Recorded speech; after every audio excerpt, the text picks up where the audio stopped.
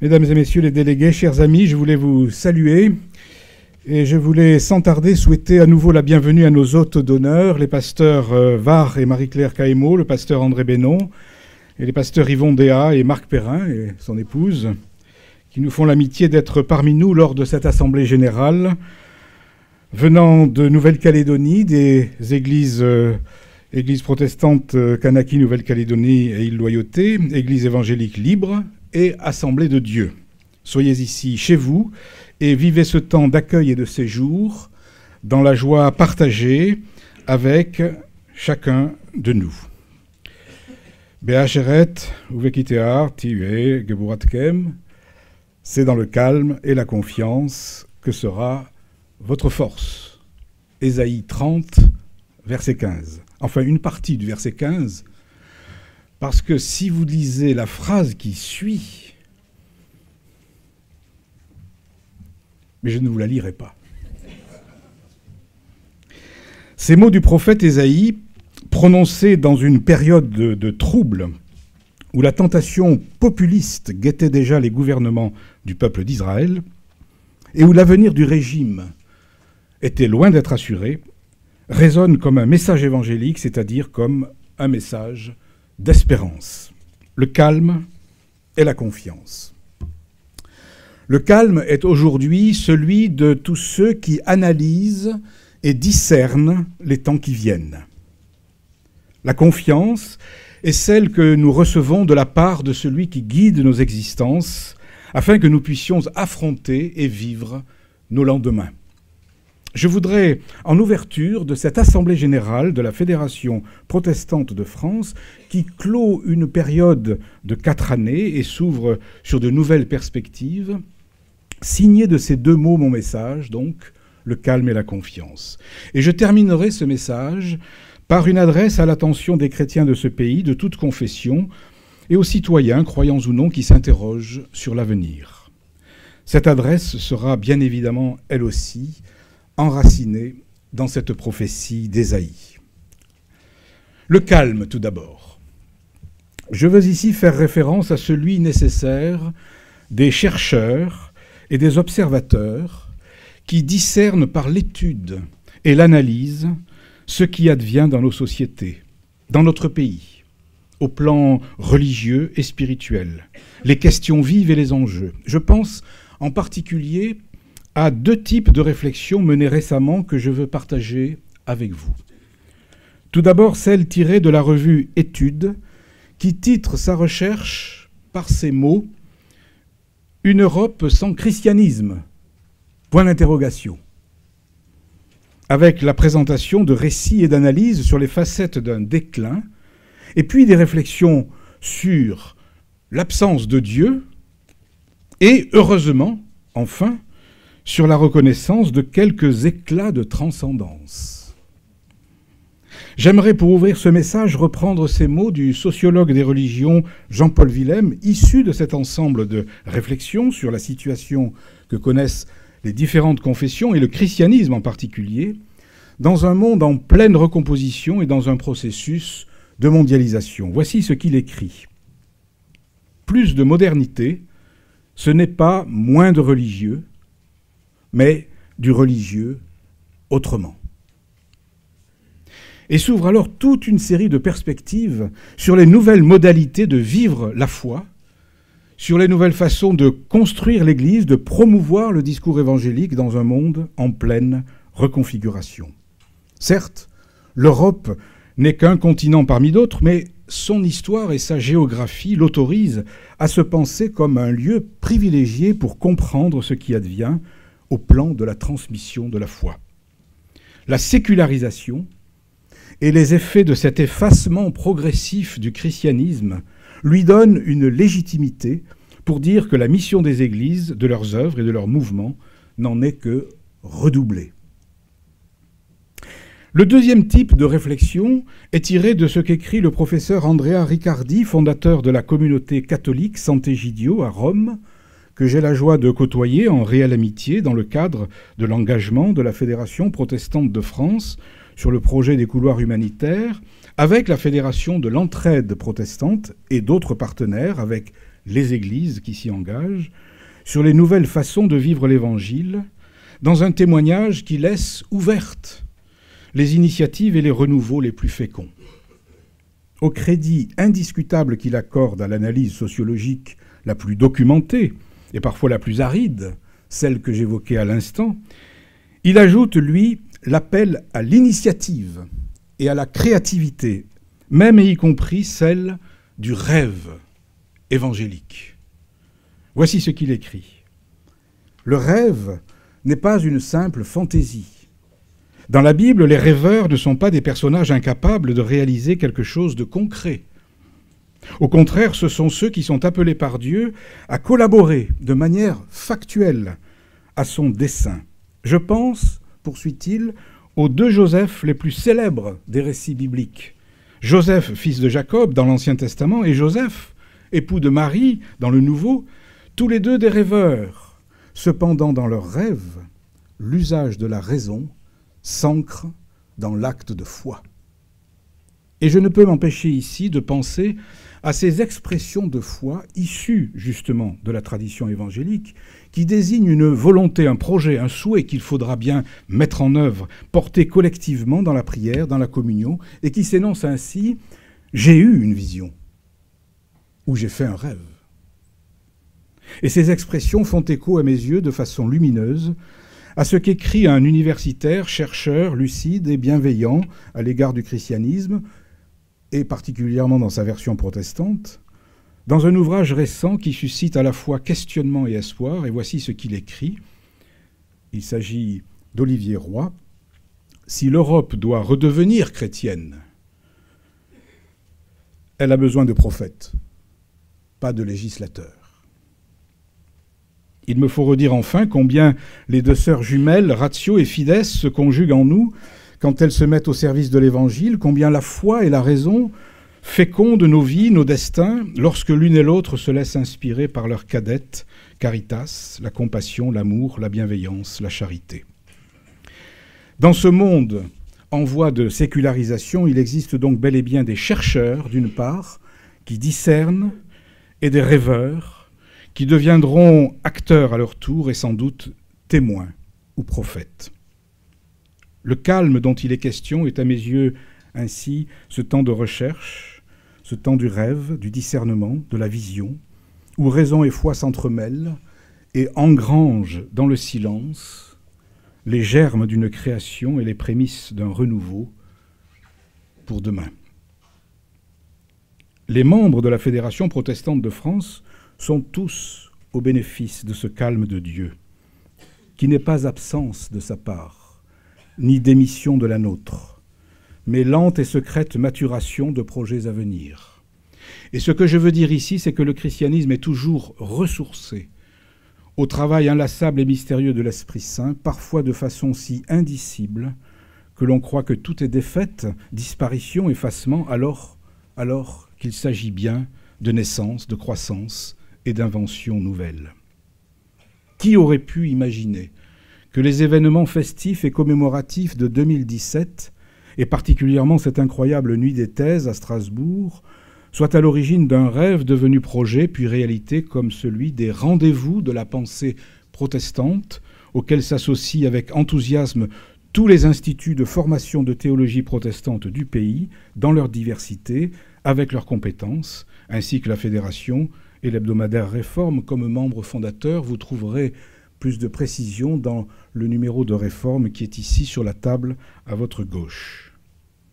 Que le pasteur Samuel Amédro, qui en est un des artisans, soit ici encouragé dans ce projet, avec toute son équipe, avec les enseignants et tous ceux qui le rejoindront. Et qu'ainsi le lien fédératif en soit nourri et raffermi. Qui pensait il y a quelque temps que l'Institut des hautes études du monde religieux aurait permis la formation de cadres sur le monde des religions en lien avec le ministère de l'Intérieur, chose nouvelle dans ce pays. Et qui aurait pensé que le projet Sciences Po et Mouna, l'amphi des religions, devenu réalité lui aussi, serait, grâce à l'appui de la Fédération protestante de France, un lieu aussi original de formation des leaders d'opinion sur la question interreligieuse, avec des professeurs de l'Institut protestant de théologie et des autres instituts théologiques et universitaires de ce pays. Que Corinne Lanoir, l'une des artisans de ce projet, soit ici encouragée. Qui aurait imaginé que les actes du colloque de l'Hôtel de Ville de 2017, qui viennent d'être édités, fassent droit dans leur riche édition nourrie aux contributions des meilleurs spécialistes à une vision de la laïcité, mais une laïcité qui prenne vraiment en compte la foi chrétienne présente au cœur de la cité, comme le pense le président de la République, Emmanuel Macron lui-même, au moment où le débat sur la place des religions dans la société n'a jamais été aussi passionnant. Je veux ici, à cet égard, exprimer aussi toute ma reconnaissance au professeur Patrick Cabanel pour le travail considérable qu'il a accompli afin que l'édition de ces actes soit de si belle qualité et que les documents arrivent l'avant-veille de l'Assemblée générale. Qui aurait imaginé, il y a seulement 10 ans, qu'un forum écuménique comme celui qui s'est tenu à Lyon, un forum chrétien francophone, accueille non seulement les catholiques, les orthodoxes et les protestants dans toute leur diversité, mais voit aussi certains pentecôtistes jusque-là très très hésitants accepter enfin eux aussi le dialogue pour signifier que le chemin, notre chemin, n'est plus celui du repli ou de la revendication identitaire d'une marque confessionnelle qui existerait pour elle-même, mais celui de l'apprentissage, de la construction commune d'un message évangélique pour le monde. Je veux ici remercier tous ceux qui ont contribué à la réussite de ce colloque de Lyon, et en particulier la pasteure Anne-Laure Danet, responsable du service des relations avec les églises chrétiennes. Qui aurait pensé à la réalisation de l'idée d'une maison de l'unité, une maison de l'unité en plein Paris, où s'engagent des sœurs de Reuilly et des catholiques au bénéfice des jeunes et des étudiants.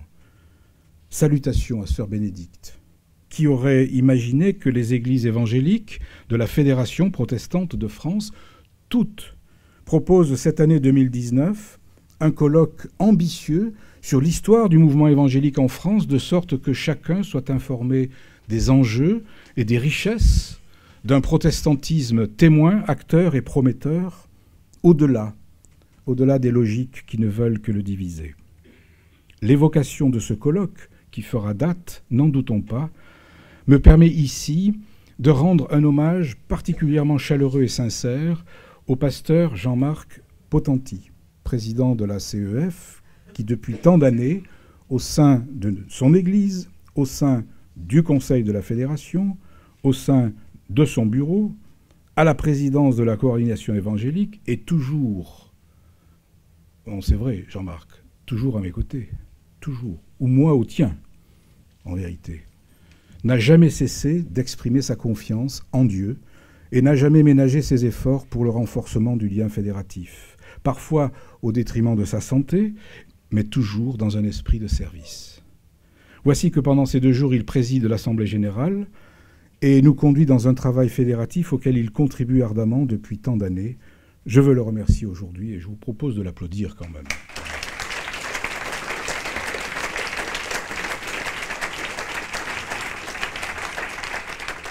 Après le calme, et cela est évidemment lié, la confiance.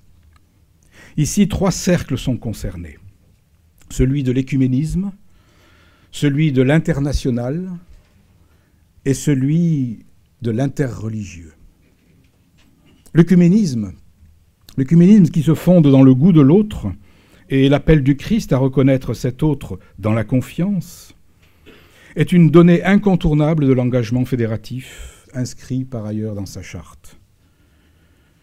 Tout le travail de réflexion mené autour de la thématique de la communion, cette extraordinaire notion chrétienne, tout ce travail qui a été mené ces dernières années, qui a été développé notamment dans le document rédigé sous la direction de Valérie Duval-Poujol et de Christian Krieger, Un nouvel élan, trouve ici sa justification. Issu de différentes sensibilités, orienté par diverses théologies, arrimé à différents courants de doctrine, nous faisons l'acte de foi de nous donner inlassablement rendez-vous pour nos lendemains, dans la diversité protestante, Et je veux citer les mots du pasteur baptiste Martin Luther King qui conclut ce document. Je pense que c'est Valérie qui a dû trouver la citation, mais peut-être est-ce Christian Krieger après tout. La foi peut donner le courage de faire face aux incertitudes du futur. Il me faut, sur ce terrain de l'écuménisme, rappeler les rendez-vous du CESEF, Conseil des Églises chrétiennes en France, avec les représentants de toutes les confessions chrétiennes, et, à la frontière de l'interreligieux, citer la déclaration fraternelle du protestantisme au judaïsme, une première. Protestantisme et judaïsme, deux traditions de foi si différentes, mais si proches, dont la rédaction, là encore, n'est pas sans dette à l'égard de la plume de Christian Krieger, président de l'EPRAL, Église protestante réformée d'Alsace et de Lorraine, désormais président de la Conférence des Églises européennes. Au moment d'un renouvellement du Conseil, au moment où l'on peut jeter sans trop de nostalgie, mais avec une vraie reconnaissance, un regard apaisé sur les 6 années passées, je veux ici saluer le travail qu'il a accompli comme vice-président de la Fédération protestante, aux côtés de l'autre vice-présidente, Christiane Enamé, que je salue également, et ses précieux conseils, pour lui dire toute ma reconnaissance. Merci, Christian.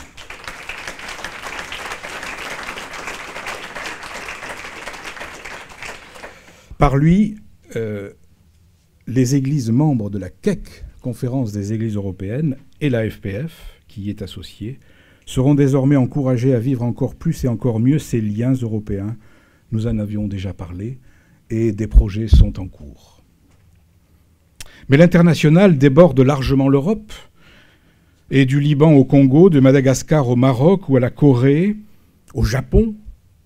La Fédération protestante de France veut humblement vivre les bienfaits de tous ces liens et de tous ces défis liés à l'Église universelle, des liens portés, développés et nourris par chacune de vos églises, des liens parfois récents, parfois anciens, tels que le DEFAP, Service protestant de mission, porté par l'EPUDF, l'UEPAL et l'UNEPREF en particulier, a su les enrichir et les fortifier, et dont l'expertise en matière de relations internationales et de mission encourage chacun à en poursuivre cette vocation universelle d'un christianisme au service du monde. L'interreligieux, enfin. L'interreligieux nous aura appris ces dernières années combien nos relations avec les différents cultes sont importantes pour la construction d'une société que j'appelle, après d'autres, une société de confiance. Au plan local, au plan régional, vous le savez, chaque église de la Fédération protestante de France est reliée, en contact, en projet, d'une façon ou d'une autre, avec tel ou tel culte. Et cette richesse du réseau interconfessionnel, interreligieux, est un bien précieux qu'il faut savoir entretenir et faire croître. Au plan national, la conférence des responsables de culte s'est retrouvée, pour sa part, dans des échanges et des discussions à plusieurs reprises, et ses communicants même ont entrepris de travailler ensemble et de se coordonner. C'est une nouveauté, je vous le signale, vous ne le saviez pas, mais faire travailler des communicants de différentes confessions ensemble relève du miracle, mais ça marche. Outre les rencontres régulières avec les autorités, la réflexion sur la question liée au projet de modification de certaines dispositions de la loi du 9 décembre 1905 sur la séparation des églises et de l'État, et dont la commission droit et liberté religieuse de la Fédération, présidée par Jean-Daniel Roch, examine attentivement les conséquences et prépare les termes d'une position de la Fédération, celle de l'organisation de l'islam qui lui est corollaire et que certains, là encore, veulent rêver, mais surtout du côté musulman, celle de l'engagement sur la question de la justice climatique, dont la commission climat nourrie de façon substantielle par la thèse du docteur Martin Kopp ont su révéler les enjeux. Cette conférence des responsables de culte devient un lieu symbolique révélant que le fait religieux ne peut plus être oublié comme dimension anthropologique et sociale par quiconque veut comprendre ce qui se passe dans une société comme la nôtre. Ici, le goût de l'autre est l'antidote à toute opinion ou à toute doctrine qui prônerait le jugement ou le dégoût d'une altérité dérangeante au nom de je ne sais quelle vérité. Ici, la confiance est cet état d'esprit qui ne demande aucune justification ou légitimité que celle de la bonne foi, au sens le plus vrai du terme. Sans naïveté et en toute lucidité, nous savons que nous créons par cette confiance la possibilité pour aujourd'hui et pour demain d'une société de confiance et de reconnaissance au lieu d'un monde de défiance qui engrange tous les ferments d'une violence réciproque dont les effets seraient terribles. Nous savons, malgré les hésitations exprimées au sein de nos propres communautés et malgré les mises en garde réalistes devant les risques de dérives fondamentalistes ou intégristes, que ce chemin de dialogue nous est obligé.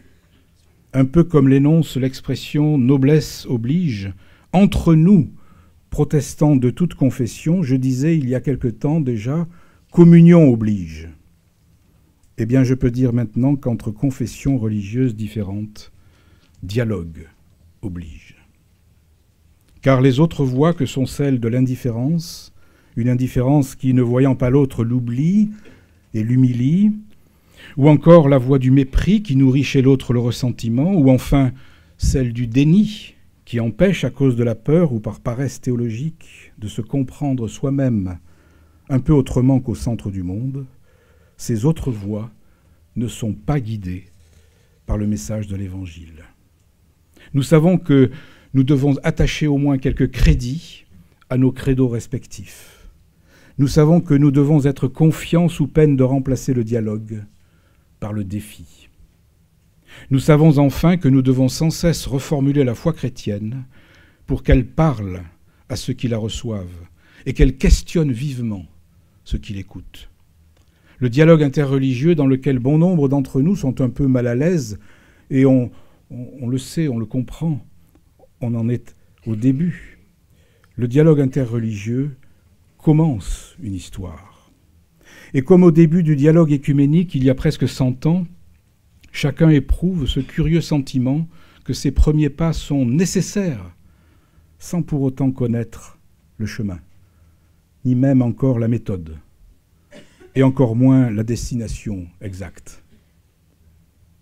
Le protestantisme, dans ce dialogue entre les religions, peut être humblement une parole qui appelle à rester à portée de voix les uns des autres, un geste de facilitation à la rencontre, juste un signe de confiance entre les personnes et les communautés, au service de la société tout entière, faite de croyants et d'incroyants.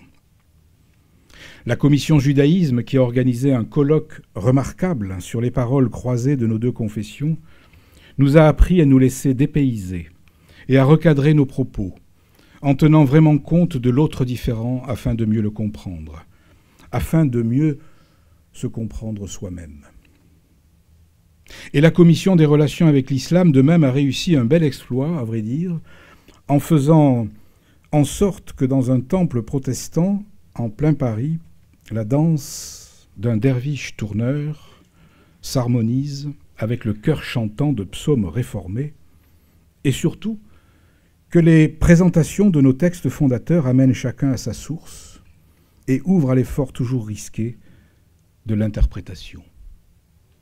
Puis-je remercier d'ores et déjà le président de cette commission, le professeur Philippe Gaudin, qui aura ouvert la voie sur des sujets pratiques et symboliques et qui laisse à son successeur une équipe motivée au moment de son départ sur d'autres travaux et d'autres champs de réflexion.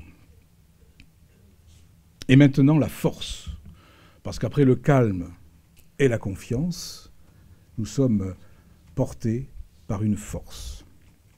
Le prophète parle de force, mais elle ne sera pas la nôtre propre, elle sera la force de celui qui conduit nos vies.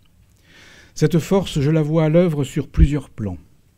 Et je voudrais vous dire combien vous en êtes porteurs, vous tous ici, délégués à cette Assemblée générale de la Fédération, combien vous en êtes porteurs dans le pays, et plus que vous ne l'imaginez. Malgré les difficultés qui sont les nôtres, malgré les fragilités de nos conseils, malgré les fragilités de nos groupes de travail, malgré des découragements qui guettent même les plus vaillants, malgré l'âge qui empêche, malgré le petit nombre qui intimide ou qui effraie. Vous êtes porteur d'une dynamique qui nourrit ce monde plus que les pains et les poissons d'un jour et d'une seule foule. Au cœur de la société, une société fragile, elle aussi, je veux parler de la force d'une présence et d'un accompagnement par l'action et le témoignage qu'assument chacune et chacun de vous. Les 4 aumôneries, prenons des exemples, dirigées par les pasteurs Isabelle Mécuchel, Brice Démier, Étienne Wechter, ainsi que les aumôniers d'aéroport. Celle consacrée aux armées, donc la force armée du Seigneur, dans les temps difficiles que l'actualité rappelle et qui requièrent une disponibilité des militaires tous les jours, une mobilité, une réactivité, mais aussi une réflexion sur bien des sujets liés à la défense nationale et dont la dimension éthique est fondamentale. Celle consacrée aux établissements pénitentiaires dans un contexte fait de surpopulation carcérale et de contraintes budgétaires, mais aussi de témoignages extraordinaires de spiritualité dont les aumôniers, dans les situations les plus diverses, peuvent être fiers. Celle consacrée aux établissements médico-sociaux qui portent là encore une parole qui fait tenir debout quand le corps et l'esprit sont en péril. L'évolution de ces aumôneries, et notamment dans leur dimension fédérative, leur donne plus de surface et en même temps exige toujours plus une attention à tout ce qui touche au discernement des nouveaux aumôniers et à leur formation. Le programme diplôme universitaire en lien avec la faculté de théologie de Strasbourg en est un élément essentiel. L'aumônerie des aéroports, enfin, qui prend son envol, si vous me passez cette expression, et qui est toute récente, avec un engagement de plus en plus dans le cadre de l'accueil des réfugiés des couloirs humanitaires arrivant à Roissy, mais aussi la mise en place d'une commission d'accompagnement qui pointe déjà de nouvelles questions et de nouvelles perspectives. La force du témoignage est aussi celle offerte au pôle fédératif, qui rassemble en un lieu, une ville, parfois une région, des délégués de toutes les églises, des œuvres, des mouvements, des aumôneries, au service d'une meilleure représentation et du renforcement du lien fédératif, par la rencontre, la plus simple, celle autour d'un repas, par la prière, la plus simple, celle qui vient du cœur, par l'étude et le témoignage commun. Elle est aussi et surtout en vérité cette force, celle de vos liturgies, comme celle que nous avons vécue tout à l'heure, celle de vos louanges, les liturgies et les prédications des églises que vous représentez ici, des paroisses, des groupes de prière dans leur richesse, dans leur diversité, dans leur complémentarité, dans leur solidarité, et plus profondément, comme je l'évoquais tout à l'heure, dans leur communion. Notre pays, même s'il n'y paraît pas, attend secrètement les prédications et les cultes de vos églises, attend leur accueil et leur écoute, leur disponibilité et leurs gestes de compassion, leur simplicité et leur joie, l'éducation des enfants et la formation des adultes. Et la parole protestante fait sens, je le sais bien, avec vous, pour plus que les seuls protestants, qu'ils se nomment évangéliques, baptistes, réformés, luthériens, adventistes, salutistes ou pentecôtistes, ça y est, j'arrive à le dire, presque dans l'ordre. La vocation de vos églises est premièrement d'annoncer l'évangile par le culte public, comme le dit la loi de 1905, sinon, point n'aurait été besoin de faire une loi pour un culte privé. La vocation de vos églises est d'annoncer l'évangile par le culte public à ceux qui ne le connaissent pas encore, et c'est aussi de le rappeler à ceux qui l'auraient relégué à des lieux de lointaine mémoire. Cette force de l'annonce et de la mémoire, c'est vous qui en êtes porteur, grâce à celui qui vous inspire des mots et des initiatives nouvelles. Implanter des églises, un mot peu courant dans la tradition luthéro-réformée, un mot tellement évident dans la tradition évangélique. Implanter des églises, réinventer des ministères, recommencer, au fond, comme dit la Bible dans son premier mot, recommencement. Recommencer là où l'on pensait baisser les bras. Évangéliser donc, au sens le plus strict du terme. Autrement dit, aller à la rencontre des hommes et des femmes de ce temps pour annoncer un temps nouveau, un temps de grâce et de renouveau toujours possible dans chacune de nos vies. Ici, nous pouvons faire mention de ce qui se prépare demain et de ce qui prépare demain. Et c'est la jeunesse en marche, celle de vos églises, celle de vos associations, que l'on cite le scoutisme dans sa diversité protestante, ou les différents mouvements de jeunesse. Il y a dans cette force vive les prémices de tous les renouvellements. Et il faut regarder avec acuité, comme le disait tout à l'heure Didier Crouzet, ce qui arrive. Il faut toutefois poursuivre au sujet de cette force et rendre chacun attentif au fait que, lors de cette Assemblée générale, des œuvres et des fondations exprimeront leur volonté de rejoindre la Fédération protestante de France. Des œuvres et des fondations ou des associations caritatives qui travaillent au cœur de la société sur des sujets particulièrement exigeants et dont la légitimité et l'expertise en font des interlocuteurs reconnus, non seulement des églises, mais aussi des pouvoirs publics. Leur force est force intranquille, pour reprendre un adjectif qui n'existe pas, mais que j'ai lu dans un livre magnifique. Leur force est une force intranquille. C'est que l'exclusion, le handicap, la pauvreté, la dépendance, si l'on veut prendre sa part pour y apporter des solutions durables, exigent l'intranquillité et le professionnalisme. Exige l'engagement, l'anticipation, l'analyse, exige des financements et aussi beaucoup de foi et de persévérance. Ces œuvres, qui ne font certes pas le salut des âmes, sont toutefois nécessaires en tant qu'expression de la foi, selon ce mot de Luther que je veux reprendre ici et qui m'avait été soufflé par une membre de l'Assemblée ici présente. Il est en effet impossible de séparer les œuvres de la foi. C'est tout aussi impossible de séparer le feu qui brûle de sa lumière. Elle est pas mal, celle-là. Accueillons ces acteurs et ces témoins qui rejoignent la Fédération protestante de France dans la joie et la reconnaissance.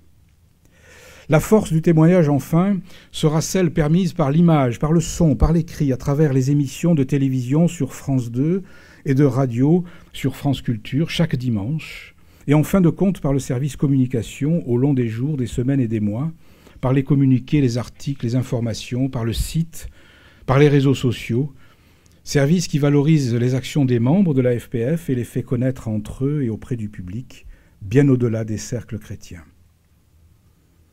Je veux ici faire mention de la mémoire de Michel Schaeffer, qui nous a quittés l'été dernier, en rappelant combien son travail parmi nous était précieux. Je veux saluer l'engagement sans faille et exigeant de Christophe Zimmerlin, qui assume la charge du service télévision dans les perspectives qu'il trace dans le rapport de gestion que vous avez tous lu. Je veux enfin saluer le travail d'Aude Millet-Lopez, responsable du service de la communication, qui poursuit et élargit son engagement avec la perspective de la refonte du site Internet, l'intensification de productions audiovisuelles et le souci constant d'une communication, d'une part interne, y compris en lien avec les pôles, et d'autre part externe par le truchement des médias. Sur tous ces plans, les choses évoluent, chacun voit les fruits et s'en réjouit. Pour finir, reprenant en forme de retour trop rapide sur les années écoulées de ce mandat du Conseil, je voudrais reformuler en quelques mots pour mémoire et pour les confirmer les priorités de nos engagements qui restent nos promesses et nos rendez-vous de demain. Premièrement, renforcer le lien fédératif qui unit chacun des membres de la fédération sur le socle commun de ce qu'énonce la Bible, encourageant inlassablement chacun à sa lecture et à son interprétation à la fois personnelle et communautaire. Dans la vive conscience qu'il y a déjà longtemps, les Lumières du XVIIIe ont critiqué l'idée d'une révélation. Vous vous en souvenez, vous l'avez appris, vous l'avez su, vous en avez souffert peut-être. Les Lumières ont critiqué l'idée même d'une révélation qui enseignait des savoirs inaccessibles à la raison, au motif que de tels contenus ne pourraient pas valoir comme savoir. Et que d'autre part, en détruisant les preuves de l'existence de Dieu, la raison privait la thèse de la connaissance naturelle de Dieu. Le protestantisme aujourd'hui, plus que jamais, a toujours reconnu à la théologie et donc à la prédication une légitimité, une fonction critique, une pertinence et une impertinence dans l'ordre de l'interprétation de la Bible et de la recherche du sens, n'abandonnant jamais la prétention à une vision universelle. Le protestantisme, dans sa belle diversité, parfois conflictuelle, parfois réconciliée, comme l'énonçait un petit film que nous avions fait en 2017, le protestantisme, toujours et aujourd'hui plus que jamais, ose dire la foi et poser les gestes d'une espérance imprenable. S'approprier cela, cette parole, cette vocation, cette mission, appartenir à cette tradition spirituelle, appartenir à cette tradition de la Réforme, oser dire cette appartenance, tel est notre souhait à partager ensemble. Deuxièmement, rechercher les formulations de ce message évangélique dans un langage contemporain, de sorte que son actualité rencontre l'actualité et interroge avec intelligence les consciences d'aujourd'hui. Dans une société en crise, en perte de sens et marquée aux épreuves de la sécularisation, comme je l'évoquais au tout début de ce propos, tel est notre défi et notre enjeu pour transmettre l'Évangile dans des mots compréhensibles. Troisièmement, engager dans le concret de notre histoire, agir et témoigner dans les situations de détresse, de discrimination, d'exclusion et d'abandon, au nom de celui qui précisément se fait le prochain du plus vulnérable, de l'exilé, de l'exclu, du détenu, de celui qui est malade et isolé, qui est en manque de repères comme le soldat en OPEX, ou encore réfugié, sans abri, âgé et dépendant, humilié, harcelé, stigmatisé, ou encore persécuté. Quatrièmement, enfin, sensible aux défis de ce monde liés aux questions éthiques, anthropologiques, écologiques et climatiques, reprenant les textes anciens, c'est-à-dire notre Bible, dans une relecture critique de la théologie de la création qui en renouvelle les enjeux, s'engager dans la lutte pour l'égalité des hommes et des femmes, s'engager pour le respect de la dignité de l'humain, s'engager pour le refus des discriminations, pour la sauvegarde de la planète, avec humilité, mais comme le rappelait la commission Justice et Climat, sans culpabilité, dans une perspective de responsabilité et de solidarité sans frontières. L'adresse maintenant par laquelle je veux terminer ce message bien trop long est la suivante. Elle reprend les termes que je présentais il y a quelques jours devant le ministre de l'Intérieur à la Maison du Protestantisme à l'occasion des vœux le 22 janvier. Ceux qui étaient là me pardonnent, ils auront donc un doublon de mes propos déjà entendus il y a quelques jours. Aujourd'hui encore, la parole politique et sa crédibilité sont mises à l'épreuve.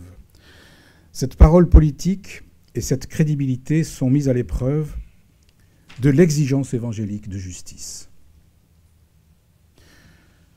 Cette exigence évangélique de la justice, ce sont les églises qui la portent. C'est vous. Et la distorsion entre cette parole politique et la pratique, cet écart sur lequel nous alertons entre ce qui est annoncé et ce qui est mis en œuvre, cet écart dans les situations d'inégalité dans ce pays interroge. Je crois que cet écart contre lequel il nous faut lutter dans des situations de plus en plus nombreuses est en bien des manières la cause de la perte de confiance dans la politique et de l'égarement de bon nombre de nos concitoyens.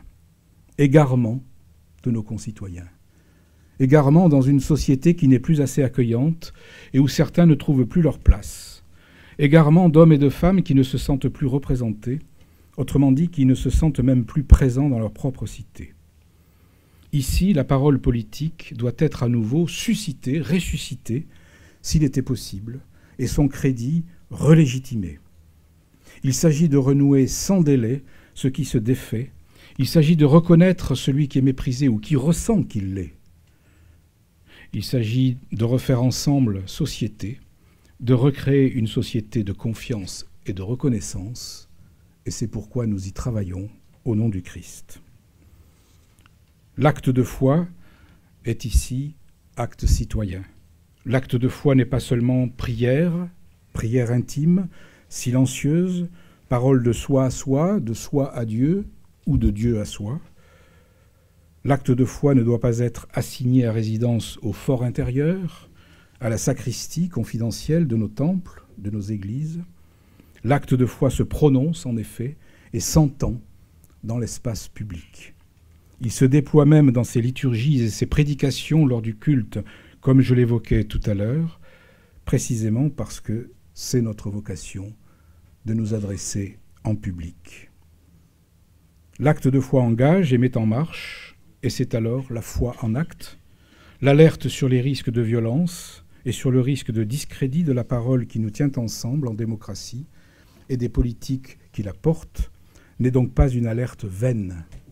Cette alerte est motivée par de véritables risques d'un processus tragique d'illégitimation progressive de la démocratie.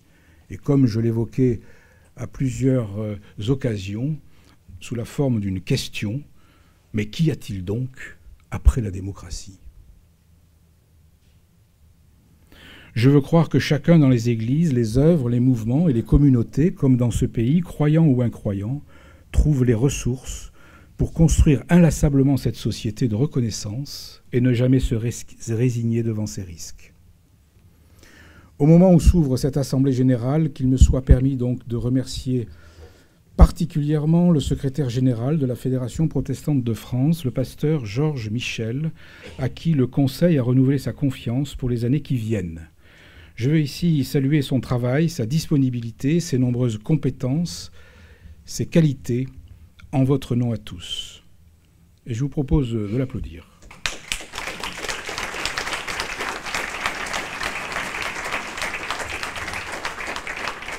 Qu'ici aussi trouvent ceux qui terminent un mandat ou qui en commencent un nouveau au service de la Fédération, le calme et la confiance, la force, sachant que leur engagement reste un témoignage ineffaçable.